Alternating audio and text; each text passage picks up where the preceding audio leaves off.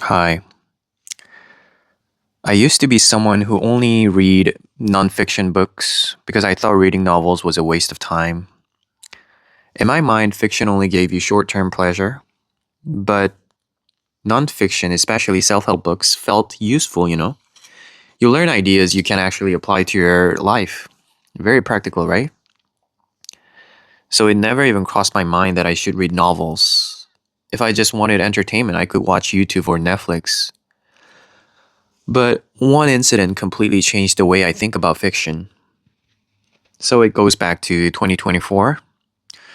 In 2024, I was preparing for the IELTS exam. If you don't know what IELTS is, it's an English proficiency test for people who want to study or immigrate to English speaking countries like the US, the UK, Canada, or Australia. And I didn't want a mediocre score, I wanted a really high score.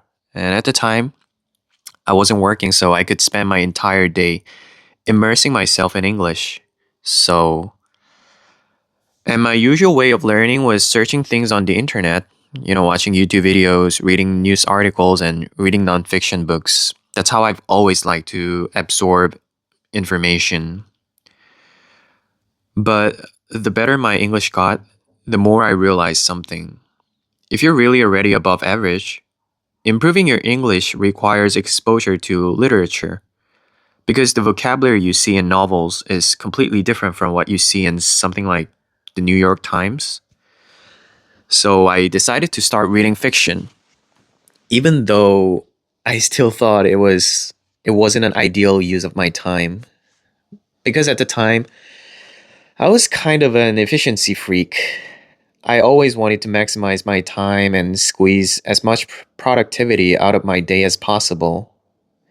And when I read nonfiction, I felt like I was learning English and gaining knowledge at the same time. Two birds with one stone. So honestly, I was pretty reluctant to read novels. But when it came to learning English, I was relentless. Um, so yeah, I would read 7 to 9 hours a day at Seoul National University Library, which is one of the most prestigious universities in Korea. And I kept that routine for about 6 months. And one day, after finishing my reading session, I was walking back home toward the subway station. My mind was just wandering, and suddenly I started to thinking about something, and it was Korean comfort women. For people who aren't familiar with Korean history, I'll explain very briefly. So during World War II, many Korean women were forced into sexual slavery for the Japanese military in so-called comfort stations. The issue is still a major historical and political controversy between Korea and Japan today. And as a Korean, I learned about this tragedy in school. It was obviously horrible, but to be honest, it never felt personal to me. It felt more like a, historical fact, something you learn from a textbook. And I've always thought of myself as a pretty rational person who doesn't get emotional easily. Like if you're familiar with the MBTI test, I'm more of a T type than an F. But that day, when I was walking home, something felt really different. When I thought about those women, it suddenly felt extremely sad. Almost like it happened to someone in my own family. It it felt personal. And that shocked me because I had never experienced, that kind of emotion before. Uh, I read somewhere that fiction can make you more empathetic, but I didn't expect it to affect me that much. And since then, I feel like I've been able to connect with other people on a much deeper level. And honestly, it's been amazing. I think we often underestimate emotional intelligence compared to normal intelligence, I would say.